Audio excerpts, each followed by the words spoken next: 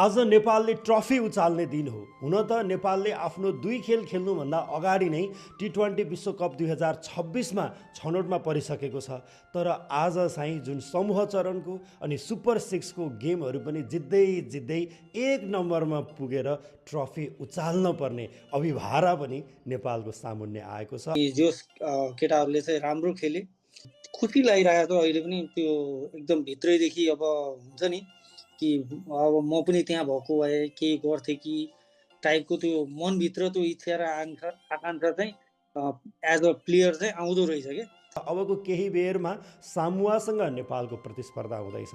सामुवा आफैमा एउटा यो सिरिजमा कमजोर देखिएको छ भने नेपाल एक नम्बरमा छ। अब एक नम्बरमा भएको टिम र अन्तिममा भएको टिमबीच आज प्रतिस्पर्धा हुँदैछ र आज हामीले सामुवालाई हरायौँ भने नेपालले चाहिँ यो सिरिजको विजेताको ट्रफी पनि जित्नेछ, जुन नेपाली क्रिकेटका लागि महत्त्वपूर्ण उपलब्धि हुन सक्छ। नेपाल यस प्रतियोगितामा अपराजित रहेको छ, एउटा पनि खेल हारेको छैन। सबैभन्दा बलियो टोली हो भने सामुवा भने विपरीत रूपमा सबैभन्दा कमजोर टोली रहेको छ, किनभने ग्रुप चरणमा पिएनजीलाई हराउनु बाहेक सामुवाले एउटा पनि खेल जितेको छैन।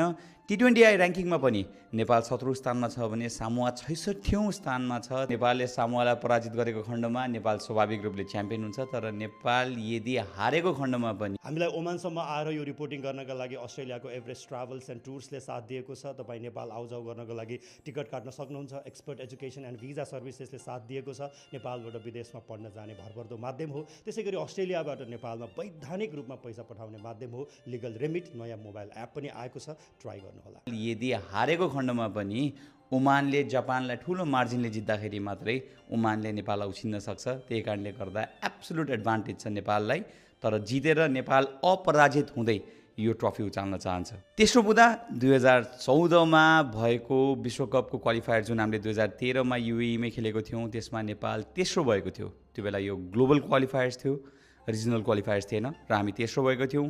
त्योभन्दा पछि लगभग 10 वर्षपछि हामीले 2024मा भएको विश्वकपको क्वालिफायर जब नेपालमै खेलेको थियौँ, त्यसबेला हामी ओमानसँग पराजित भएर दोस्रो भएका थियौँ। क्वालिफाई त भयौँ तर दोस्रो भएका थियौँ भने पहिलोपटक नेपालले क्वालिफायरको ट्रफी नै उचाल्ने मौका आएको छ र आज सामुवालाई हराएर नेपाल त्यो इन्स्योर गर्न चाहन्छ। र नेपाललाई धेरै शुभकामना छ। र तपाईँ म्यास्कट वरिपरि हुनुहुन्छ भने कृपया आजको गेम हेर्न नछुटाउनुहोला, आउनुहोला मैदानमा अनि हामी सँगै बसेर सेलिब्रेसन गर्नुपर्छ। Namaste, I'm Paras Khadka, former cricket captain and currently secretary at Cricket Association of Nepal.